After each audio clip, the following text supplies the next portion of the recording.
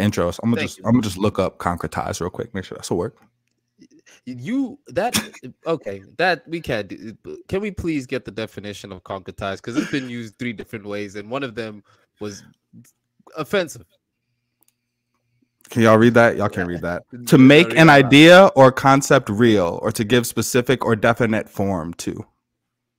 You said that louder than you had to. You said that louder than you had to. You put a little bit of sauce on it. But that being said, Myles and Zwe, we're not here to fight me and you, because fighting was done by Michael B. Jordan and Jonathan Majors in Creed 3. And this week we get to be able to talk about the soundtrack that came along with it. Can I get vulnerable? Please do. Can I get honest? Yes, sir. We weren't supposed to really even review this album at all. We had another album that was lined up that we spent the week listening to. This album only dropped 2 days ago, and yesterday in the middle of the night in the Live House group chat, Myles Xavier sent a message, and that message said, listening to the Creed 3 soundtrack, man, halfway through, it's not that bad. And that was enough. I like that though. I appreciate that my opinion carries that weight with the chat. You know what I'm saying? We don't always agree on what's hot and what's a jam, but I'm glad that y'all did give it a listen, because they don't make soundtracks like they used to. We knew it was coming out when we decided that we were going to review something else, and I just didn't feel like a soundtrack. I didn't have faith that a soundtrack was going to be something that topped a regular rap project. And whether it's better than that other project that I don't want to say, we'll get to it. But it remains to be seen, but it was definitely one of the better soundtracks I've heard in a minute. So shout out to Dreamville for that. I think you're still being very coy, man. I think you really are still being very coy, because when you said it's just all right, and I went into it, I did expect it to be just all right, but it's more than just all right. You know what I really like about what's happening these days is we saw Black Panther tap Kendrick and TDE to do the first Black Panther soundtrack, which was super, super dope. There's some great artists in there. And this seems like a continuation of that. You know, you saw Pharrell score the Minions, and now you're seeing actually like a whole new different approach on soundtracks. What? Nah, just the jump from Black Panther to the Minions to Creed 3. I wasn't expecting the Minions to come up in our conversation today, but that's fire. I'm highlighting all minorities. What? Let that breathe. Listen, man. So I think the cool thing about what's being done about this is that there's a new approach, man. They're giving these hip hop powerhouses full control of soundtracks. You know, there's a few other, you know, if this is the pattern or the new way of doing soundtracks, there's some hip hop collectives I'd love to hear from. What does a Griselda soundtrack sound like, right? How cinematic is that? Just want more Griselda, fam. We all want more Griselda, but also what I want more of is praise towards this, because I think the Dreamville guys are doing something very interesting. If you actually go through the feature list, right? You got Reason, you got Mez, you got Simba, you got Westside Boogie. You have a lot of the people that were actually featured. Baby Rose. You have a lot of the people that were actually featured on that Dreamville recording, the open recording session that they did a few years ago, where they just sent out a bunch of invites. They're like, we've rented a house, we're recording music, come through, come do it.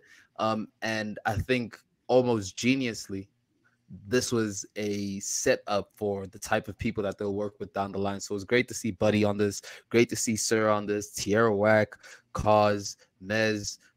This is a really, really good soundtrack, man.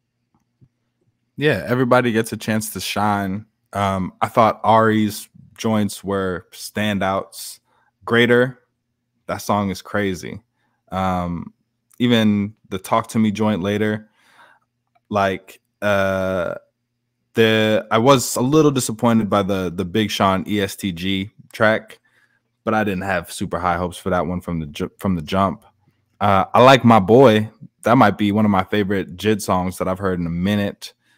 Blast is out here going crazy. Blast is making some very good music. Jack with Buddy, that was a surprise. Some very dope. You know, sometimes you see a track list and you know that not everybody who you're excited for is gonna deliver. But this was one of those rare times where I was continuing to be like, oh, that was probably the best song on the album. Oh, nope, wait, that might be that one. Oh, nope. And even 12 tracks in, songs are surprising me with how much care and how well they're put together. And I can only imagine that once I get a chance to see the movie, the feeling for the album only increases. So this was dope. This was very well done. Yeah, man, it's got a lot of my favorite artists on here. I really, really enjoyed this. I'm glad that ESTG on there. I'm not glad that it was next to Big Sean. I love the fact of how Mez, man, that Mez is a serious problem. I think Mez is really, really talented, and Mez kicks off a lot of these Dreamville albums. You've seen him do it before, but to have Mez, to have Reason, to have Simba, they really are showing that this is a collection of the spitters of the spitters. This is the best of the best out right now, and this is who we're rocking with. I would have been great to see some Baby Keem on here. I think that would be really interesting. That would be my only other addition to it. Some Rashad would have been great too, but then again, like Myles says, I just want more Rashad and more Griselda. No doubt, man. What did you think of Cole's the Cole track on here? It sounded very it was very 50 Cent. Is Adonis interlude. I think he borrows that bop from early 50 Cent, and then you hear him change it up. I think it's a flow and formula that never fails. And even though he's doing like a very repeated style, he added a freshness to it. And obviously, when Cole speaks, you got to listen. So Cole's just good enough to take an okay idea and give it content and structure that's entertaining. What you think? I liked it. I'm a little bit Cole has a habit of picking classic beats and like delivering one verse on them, right? I'm thinking of the Lil Nigga snippet from the Revenge of the Dreamers 2, I believe. He's done that a few times, and so I wish he had given us a more complete song rather than just like that interlude, but it was hard. It was dope to hear that Dr. Dre, The Watcher sample, or like it's essentially just that beat flipped, and it was actually Dre that came back to flip it.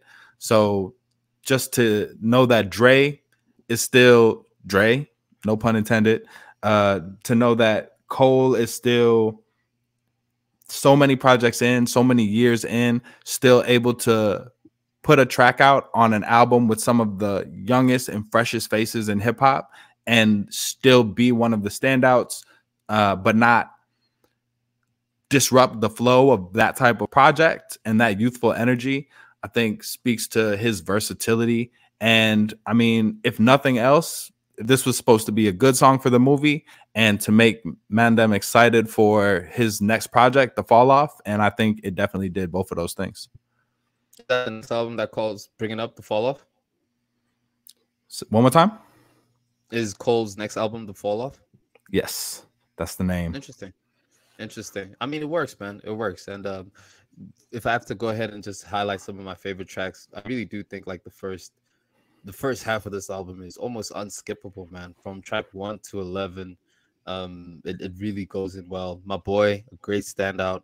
I do like The Culture. I do like Headhunters. I do like Jack. Those are some of my favorite ones so far. Headhunters is definitely one of my favorites. I was surprised to hear Agoro. Yeah, no, I think I had it right the first time. Straight like that. You did it, but go on. That Agoro, dude. There's no A in there. I said Agoro. Whatever. You did not say that. I didn't. Whatever. I can't get them all right. You know what I'm saying? 2 out of 3 ain't bad. But that Afrobeats influence, I was surprised by, and it made me think about: are we going to hear more artists like Boss? Right? Typical. I won't say typical rappers, but rappers that pick more typically hip hop beats start to shift over into that lane because world music is taking over. And it was really interesting to kind of hear that here, especially as part of a soundtrack, especially as part of a major blockbuster movie, to hear that sound kind of creep in. It's everywhere. It's everywhere. So that was an interesting one for me. But Headhunters is a standout. Jack, Culture, my boy, That Adonis Joint, and Greater by Ari Lennox are probably my highlights. How do you rank this? How do we rank this like a regular album? Is it just a good soundtrack? What are you giving this? I give this a 4 out of 5. I think I'm giving this a 4 out of 5. I'm with that. Nice solid 4 out of 5. Really good. Yeah, man. Yeah. Shout out to Dreamville. Shout out to, and it's not an easy thing either to make so many artists, pull so many artists together in a good creative space where it sounds like everybody's having fun. This album, I wish I could have sat in on the sessions for this album because it sounds like there was fun being had behind the scenes, creating some of these sounds in these projects. So shout out to them.